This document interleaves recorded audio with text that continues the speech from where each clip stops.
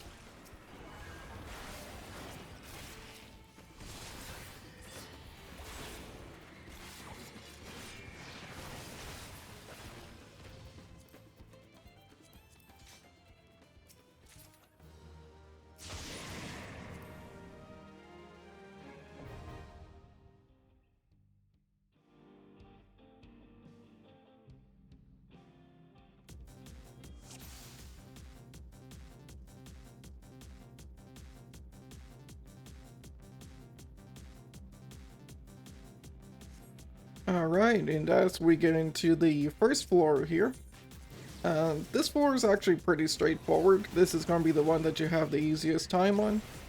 You could run into some difficulty if you get some special events here, because actually on Dark Knight, you can't do any of these special events in these treasure dungeons.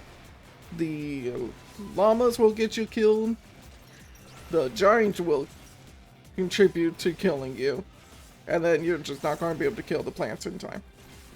And I know that might be a little confusing how the llamas kill you, but on later floors, I end up having to follow such a kind of strict timeline for my mitigation that trying to hunt down the llamas for 10,000 gil just got me killed or near death every time. So I don't think it's particularly worth it, and I don't know if this is true, but it felt like more doors opened the more times I ignored the events going on. Something to look into, probably. But for the first floor, you're just going to follow kind of your normal mitigation. You'll be able to cleave down everything. You can use your abyssal drain freely here, because later floors, I at least preferred holding on to it. And you'll see that once we get to the second floor, that'll be much more apparent.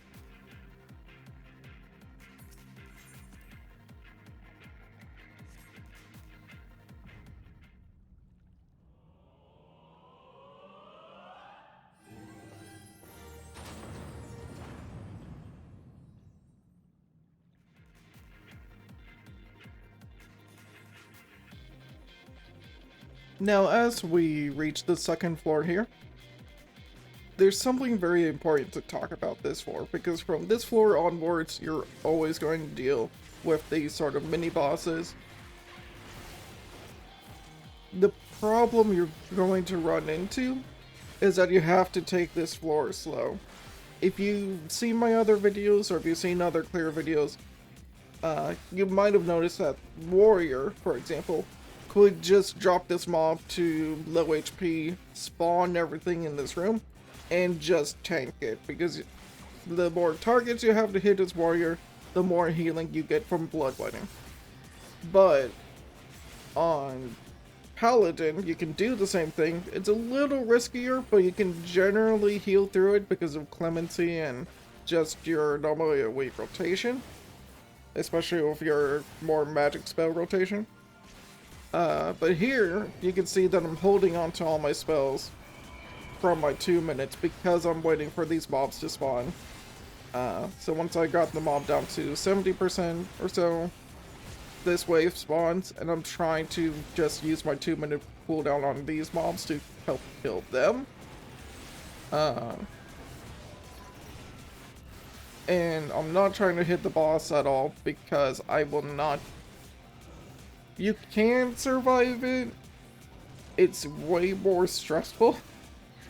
So I don't particularly recommend it, especially on the later floors.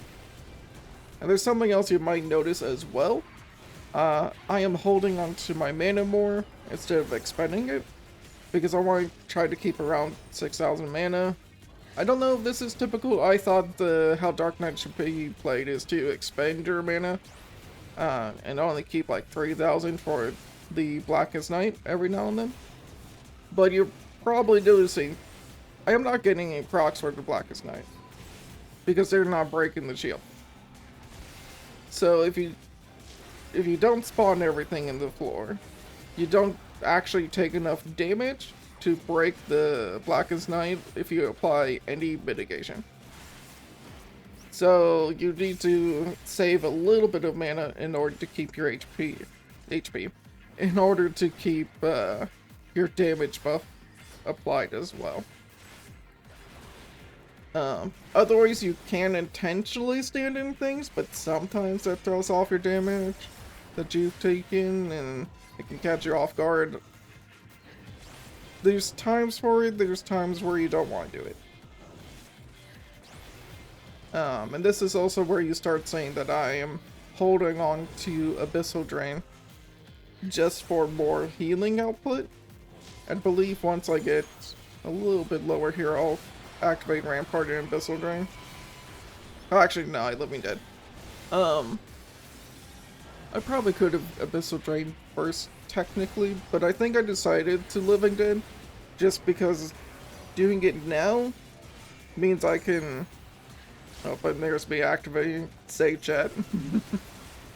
But using Living Dead there kind of early when I already know I'm low in health and some resources just means it'll be back up sooner during the other floors. So I figured that was a fine trade-off. And once I know I have the boss who's the main damage threat near low HP, is when I just go ahead and just use Abyssal Drain, even though I have about half HP, it still got me to full.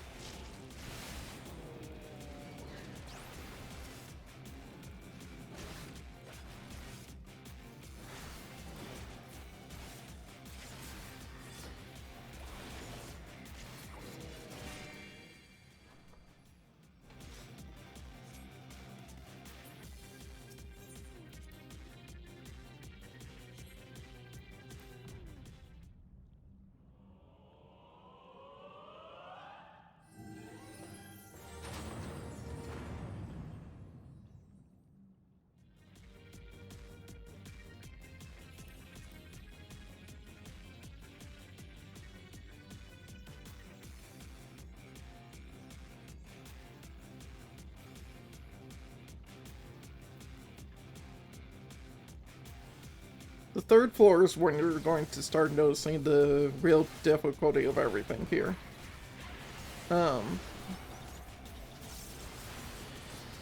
So for this one, I just jump into my 2-minute burst right away. I don't know if I think I did this differently only because I didn't remember having too many particular issues. And I was still kind of figuring out, like, is it better for me to hold my burst or use it right now? And I think I mainly decided because I'm getting attacked by 2 bosses, it's better for me to summon dads and then deal with that group, including the boss, instead of trying to hold my 2 minutes and just take all this extra damage, because you have to drop them to 50% health to spawn their mobs on the floor. So, and even here, This does have enough damage to proc the Black Ghost Knight with just some mitigation, but you'll start, or you should be seeing that I am trying to throw out like all my mitigation sporadically, including Dark Missionary and Dark Mine. I do not know if this would have been possible before the Dark Mine and Dark Missionary changes. Simply being that they did not provide any physical mit before, and now they do. Which is a huge deal, especially for combining that with your Blackest Knight. You want to try to keep that shield on your character for as long as possible. But as you can see, I'm still kind of getting really close with my HP and shielding.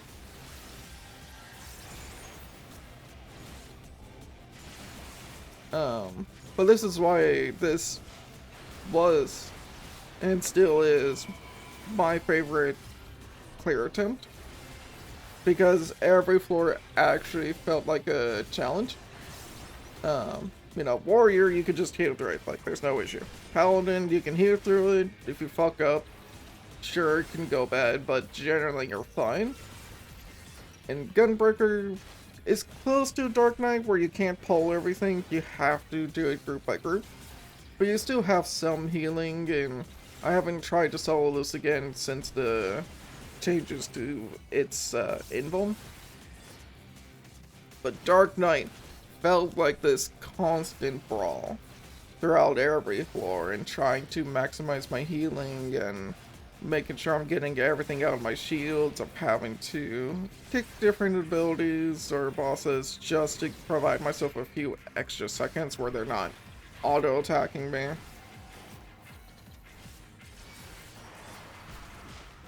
And as you can see here, I'm having to jump right into Living Dead again. Just to get myself to full, and I'm able to effectively reset because I have all my mitigation tools. So we can go back into the habit of just throwing out some mitigation every now and then just to reduce some of the auto attacks, and also to help keep the Blackest Knight to be just a little bit more effective.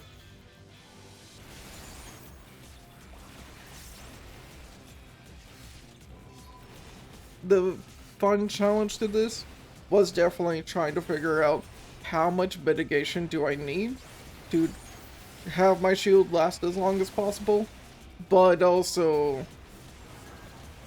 have the shield break to auto attacks, because I don't want it to break to a spell if I can help it, because that tends to be just extra damage. But if it breaks to auto attacks, you've protected your life efficiently.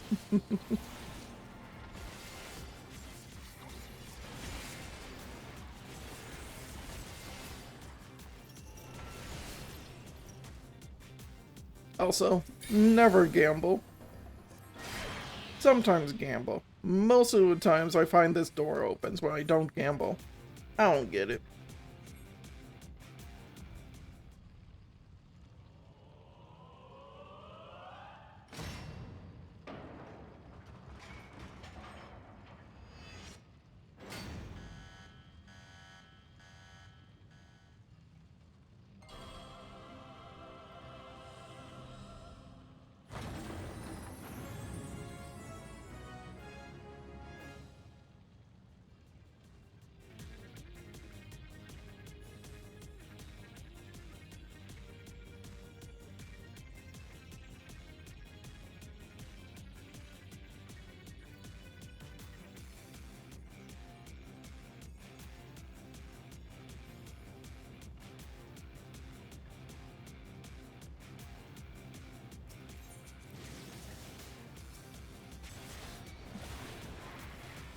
Now this floor is a bit interesting with how you have to clear through it. You know, you're still stuck taking it slow. You have to get this mob down to 70% HP and then you'll get the reinforcement wave and you'll deal with the reinforcement. However, you're now stuck back to the original problem on the second floor where the mobs don't have enough auto attack damage to be breaking the Blackest Night. However, they also do more damage overall. I don't quite get why the math never worked out for me. I just remember being very frustrated the entire time. Especially out of all the 4 floors I did.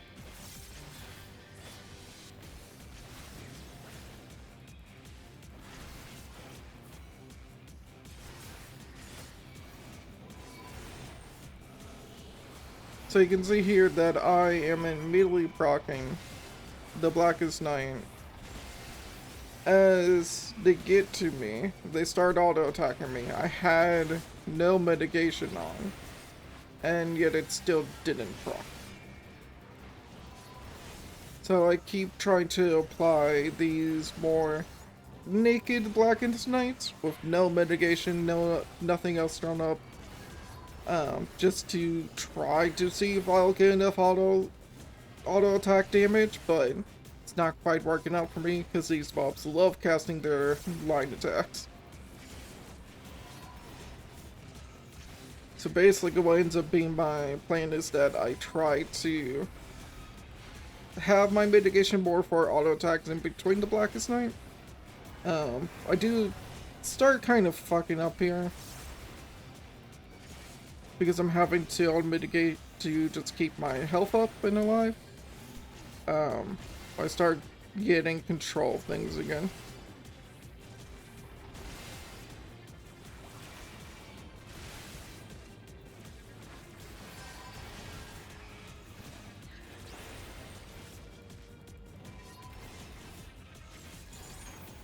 And finally, we end up getting a proc from the Blackest Night shield. But we should be clearing up the rest of these mobs pretty easily. I say that at, 10-15% HP or so. Whatever the math actually is. And this is where I go back to using picks, and you probably noticed as well that I've used the potion that's on my bar just for any extra bit of healing. Especially because compared to Gunbreaker, your healing combo is on the 3rd attack, where Gunbreaker, the healing is on the 2nd attack. So I'm just trying to get whatever healing I can before we drop this mob to 30%, and I can use Living Dead with these mobs spawning in.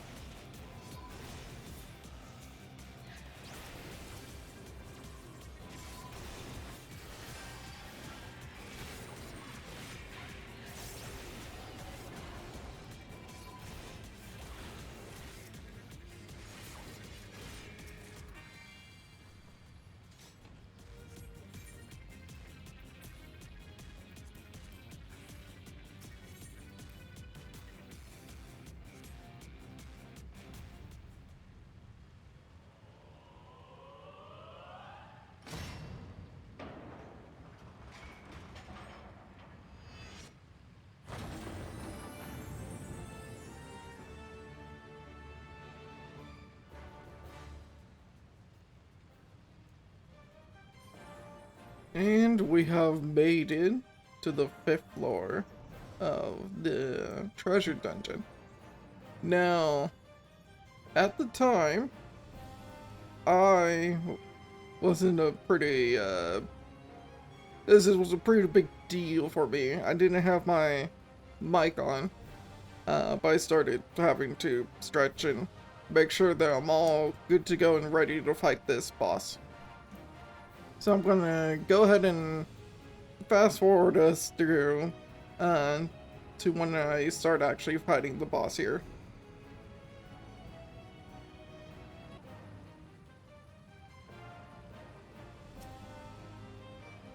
And here we are taking on the last boss of the treasure dungeon. Being one of 2 bosses, I honestly think this one's much easier. The mechanics overall are it's going to go invisible, it's going to choose a side and jump to it. At lower HP, it's going to jump twice instead of just once. But otherwise, if you run a kind of a angle to the side it chose from, if it doesn't jump over your head, it's chosen the other side. Either to the south or north, depending on where you are exactly. And you're gonna have the occasional tank buster. You're gonna have some ground AoEs that would be based off of how many players are in the run. And then just AoE. Now, as far as your mitigation goes, I try to use Dark Mind or Missionary for the AoE. And then Blackest Night, I feel like I do use off cooldown unless the boss is casting a spell like they are right now. Or of course for the tank buster if I can time it. Otherwise it's having Rampart or having Shadowed Vigil up instead.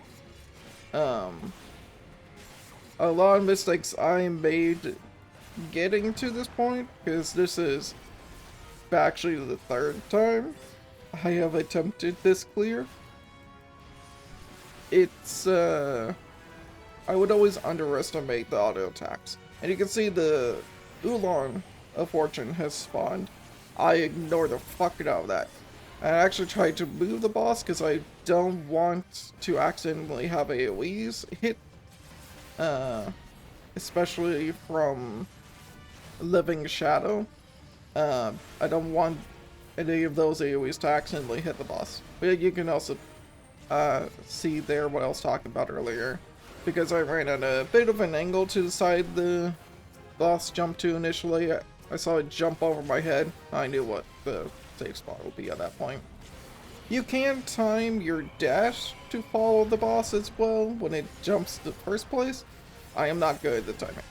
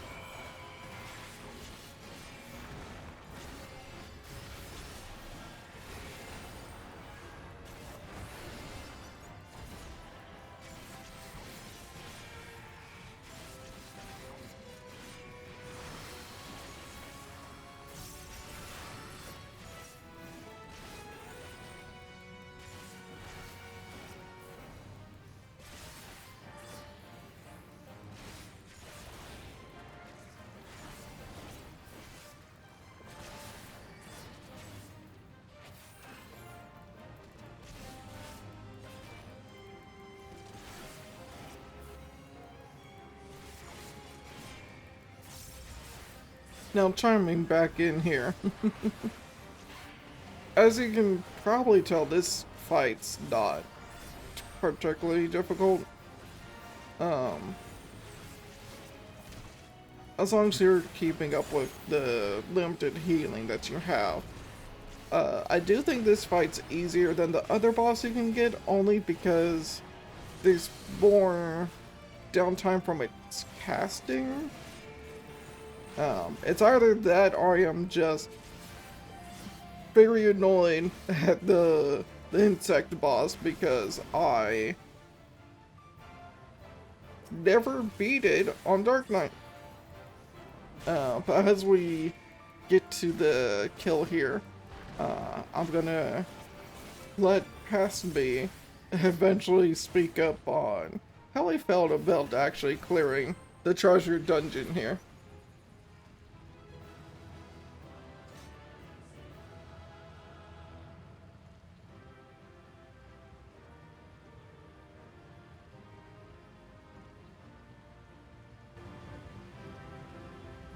I finally did it! I'm finally fucking free from this! I'm finally free!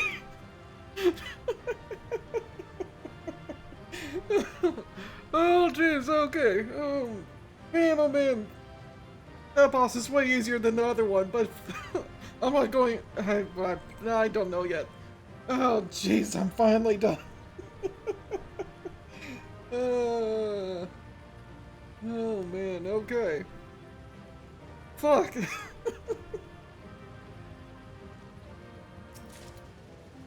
I got a Twilight Gemstone for all that. Sure. That checks. Oh jeez, I am finally done. Finally done with this bullshit.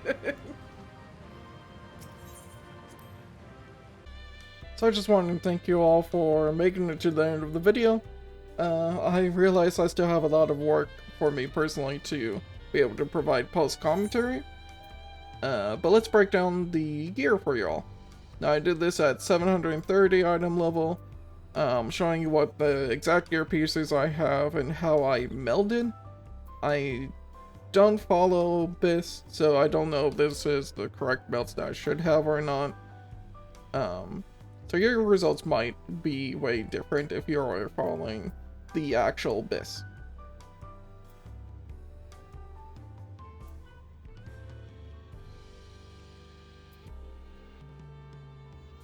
Now, this entire run ended up taking me a total of 87 treasure maps. I did get about 5 weapon coffers, and I saw the 5th floor 3 different times, only clearing on the 3rd time.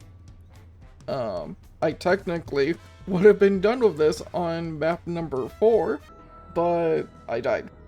And then I didn't see another 5th floor attempt until floor 53, so about 50 maps later. And then another 30 maps after that death. Because that death was very, very tragic. But